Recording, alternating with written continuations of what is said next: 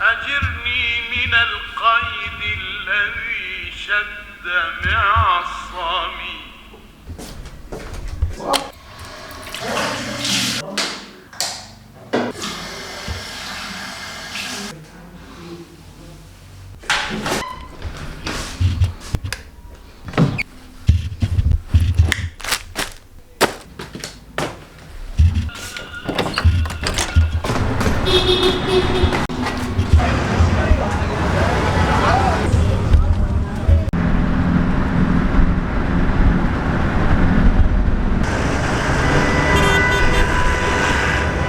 السلام عليكم.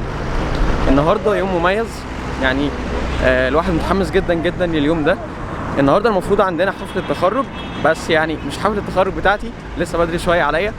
النهارده حفله تخرج سنه 6 دفعه 2016، والمفروض يعني احنا ككورال الكليه هتكون لينا فقرات جماعيه، يعني كغناء جماعي، وبرده هتكون لينا ان شاء الله فقره غنى سولو. فيعني ان شاء الله يكون يوم مميز. مظفر وانا عبد الله بحاول اتصل بيه بس مش عارف اوصل له. انا كنت عايز اوصل له عشان اصور. هو رد يا عبد، ايه الاخبار؟ احنا قدام القائد ابراهيم انا ومظفر. انت فين؟ قشطة، شفتك خلاص ماشي.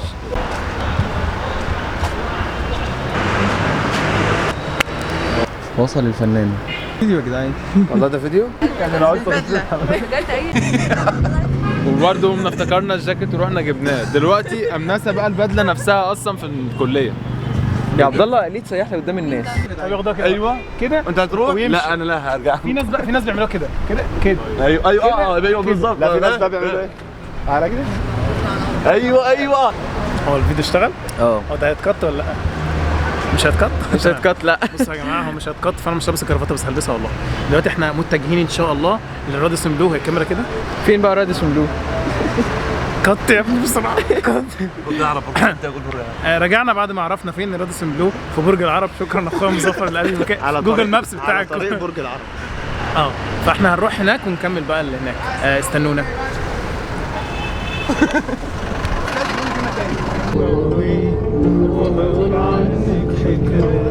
حبيبي وصلنا.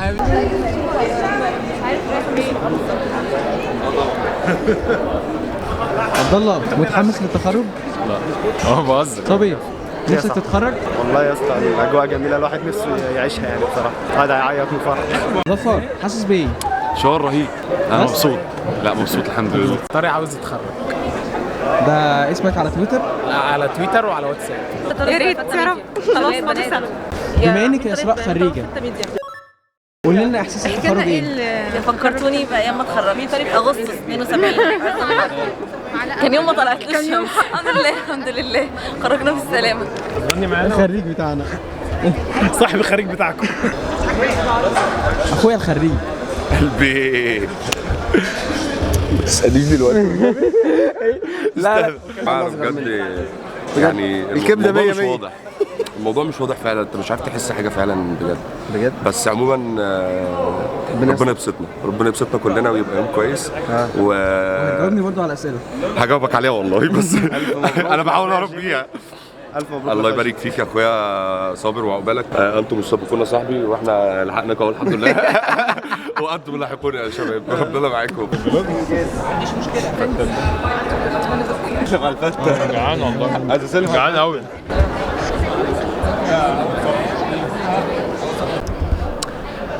بجد الواحد مش متخيل قد ايه ممكن الواحد يبقى فرحان في يوم زي ده. فكرة ان انت مثلا طول حياتك تحلم ان انت تبقى دكتور، وبعد كده ربنا يكرمك وتخش كلية طب، وبقى تعدي بضغوطات نفسية وعصبية ومذاكرة كتير وامتحانات، وبعد بقى 6 سنين من الكلية يجي اليوم اللي تتخرج فيه.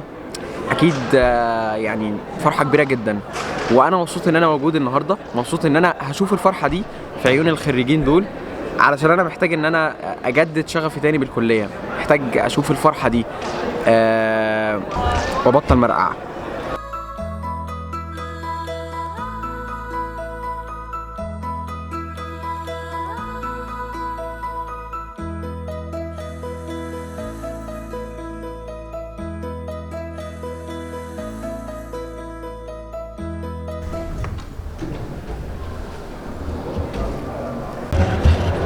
المفروض دلوقتي نتحرك عشان نغير ونجهز الاوتفيت بتاعنا.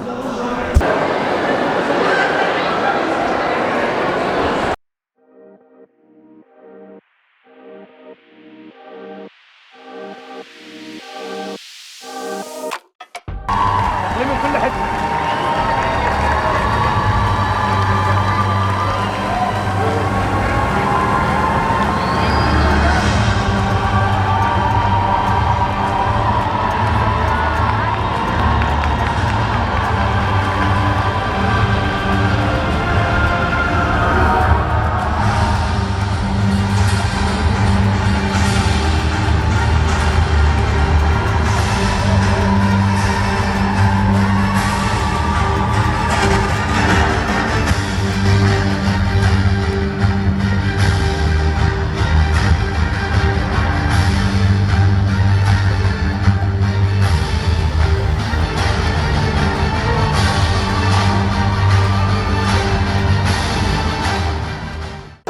بنستعد دلوقتي علشان نطلع على الستيج ونأدي الفقرة بتاعتنا بعد ما ربطنا الكرافطات.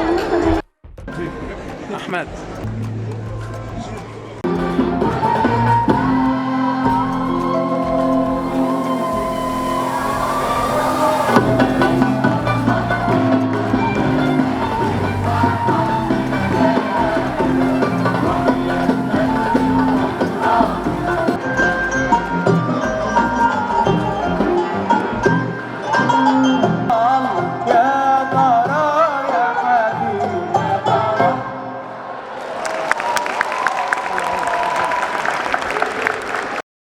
خلصنا فقرات الكورال بتاعتنا والحمد لله الناس اتبسطت وكانوا متفاعلين معانا جدا يعني. وبرضو انا غنيت سولو وكانت تجربه يعني اول تجربه ليا ان انا اغني مع تيم كامل بالعازفين بالكورال. كاول تجربه انا مبسوط يعني بالتجربه. كان عندي احسن طبعا بس التجربه بشكل عام كويسه جدا واتعلمت منها كتير. 1 2 3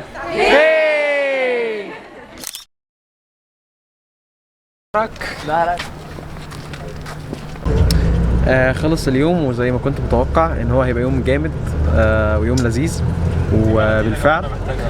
وانا الصراحه كنت متوقع ان انا يعني هشوف الفرحه واتحمس قوي للمذاكره وهجدد شغفي تاني للكليه. بس انا يعني توقعي كان اقل من اللي حصل النهارده. اليوم كان اجمد مما كنت اتوقع وكان هين عليا ان انا اعيط بجد من الفرحه ومن اللي انا شايفه ومن الخريجين وهم بيحلفوا القسم. فكان يوم بجد يعني انا محتاج من الايام دي كتير عشان الواحد يبقى عنده دايما شغف ان هو يكمل في الحاجه اللي هو شغال عليها. في نهايه الفيديو حابب اقول كلمه وهي عباره عن رساله هوجهها لزمايلي في فريق الكورال. انا من الشخص اللي ما بعرفش اعبر عن المشاعر اللي جوايا بشكل كويس جدا. بس مهما حاولت اعبر لكم واوصف لكم ان انا قد ايه بحب المكان ده وبحبكم مش هقدر اوصف او اعبر. من يوم ما جيت الكورال وانا دايما حسيت ان المكان ده بيتي. ما حسيتش ان انا غريب عن المكان ده. بقالي 3 سنين في المكان ده. عمري ما مليت خالص. دايما كنت ببقى جاي البروفات وانا مبسوط ودايما حاسس ان انا وسط اخواتي. بحبكم بجد يعني ويا رب دايما كده نكون دايما شاطرين ومتألقين ودايما كده نكسر الدنيا. الطرقات الاولى يعني ثانيه بقى. مين كان بيقول الطرقات الاولى غلط؟ كلنا. خش على عبد الله معاه في الاخر رجع تصيحه. برضه هيصيح بعد ما يتصور هيقول لك شكلي وحش. لما تصورنا حاجه ولا الو طب عندي في اللي انا عايزه اعمله مفيش شبكه غير انت. ادم لبنان بتاع I only pray you never leave me behind, never leave me because good music can be so hard to find, so hard to find.